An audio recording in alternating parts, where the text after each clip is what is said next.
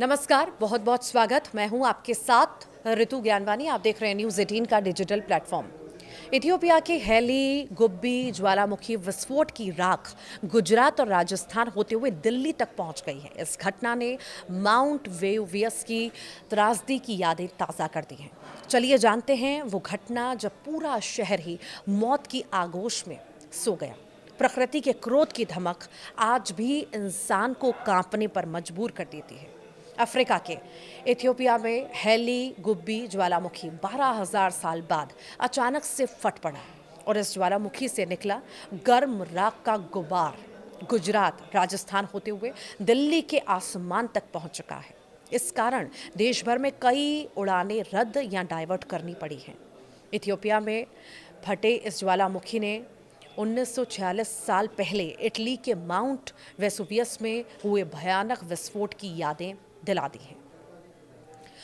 नवासी ई में दो जोरदार भूकंप के झटकों ने वेसुवियस पहाड़ पर ऐसी दरार डाली थी कि हजारों साल से सोया ज्वालामुखी अचानक से एक दिन फट पड़ा और इस ज्वालामुखी से निकले लावे और जहरीले गैस की गुबार ने रोमन शहर पोम्पेई एक ही रात में राख में तब्दील कर दी है और हजारों लोगों को सोते सोते ही कंकाल बना दिया। आइए इतिहास की उस त्रासदी को फिर से खंगालें जो आज भी ज्वालामुखी विज्ञान का आधार बनी हुई है। कैंपेनिया क्षेत्र में बसा वेसुवियस 24 अगस्त 89 ईस्वी को फट पड़ा और ये रोमन इतिहास की सबसे घातक आपदाओं में गिना जाता है। ज्वालामुखी ने 33 किलोमीटर ऊंचाई तक गर्म राख और गैसों का विशालकाय बादल उगलना शुरू कर दिया। पिघला हुआ चट्टान, फ्यूमस की धूल और गर्म राख 1.5 मिलियन टन प्रति सेकंड की रफ्तार से माउंट वेसुवियस के बाहर निकला। ऐसा अनुमान है कि ज्वालामुखी विस्फोट से निकली कुल ऊर्जा हिरोशिमा नागासाकी पर गिराए गए परमाणु बमों से 1 करोड़ गुना ज्यादा थी। माउंट वेसुवियस से 700 डिग्री सेल्सियस गर्म राख की लहरें 100 किलोमीटर प्रति घंटे की स्पीड से बहती रही। राख और प्यूमिस की बारिश घंटों चलती रही। हालांकि इस पहाड़ के करीब ही बसे पोम्पेई शहर के लोग इस खतरे को पूरी तरह भांप नहीं पाए। कुछ ही मिनटों में ये लहरें नेपल्स की खाड़ी के किनारे बसे शहरों को निकल गईं और लोग गहरी नींद में सोते हुए कंकाल बन गए। हालांकि ये तबाही रातों रात नहीं उतरी थी। इससे शांत ज्वालामुखी के फटने के पीछे यहाँ कुछ साल पहले आए 2 बड़े भूकंप को एक बड़ी वजह माना जाता है। दरअसल रोमन इतिहास में दर्ज रिकॉर्ड के मुताबिक यहाँ 5 फरवरी 62 ईस्वी को नेपल्स की खाड़ी में एक बड़ा भूकंप आया जिसने पोम्पेई को बुरी तरह से झकझोर दिया। दीवारें ढह गई, मंदिर टूटे, सड़कें फटी और इस भूकंप से तबाही कई इमारतों की मरम्मत ही चलती रही थी कि 64 ईस्वी में एक और छोटा भूचाल आया। वहीं वेसुवियस के विस्फोट से ठीक 4 दिन पहले भी कुछ छोटे भूकंप आए, लेकिन उन्हें खतरे की घंटी नहीं माना गया।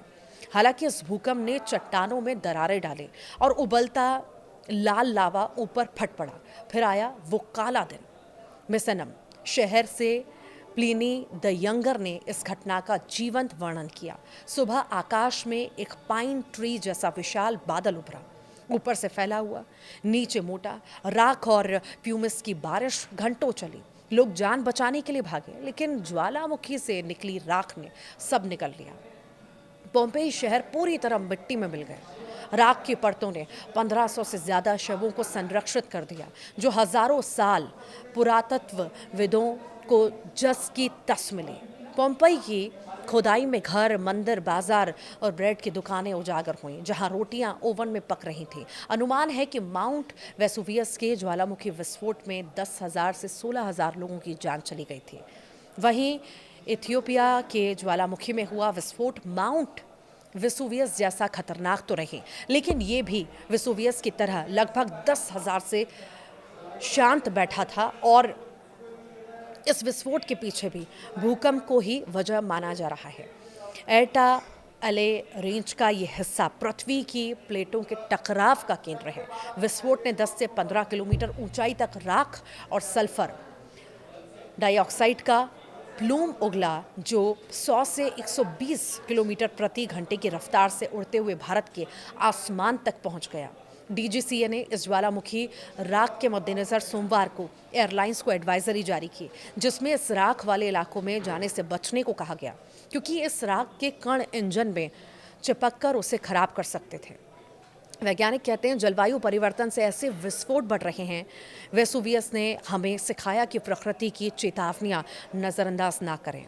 वहीं इथियोपिया की राख दिल्ली को काला कर रही है, तो क्या हम तैयार हैं? भूकंप की दरारें आज भी आ रही हैं।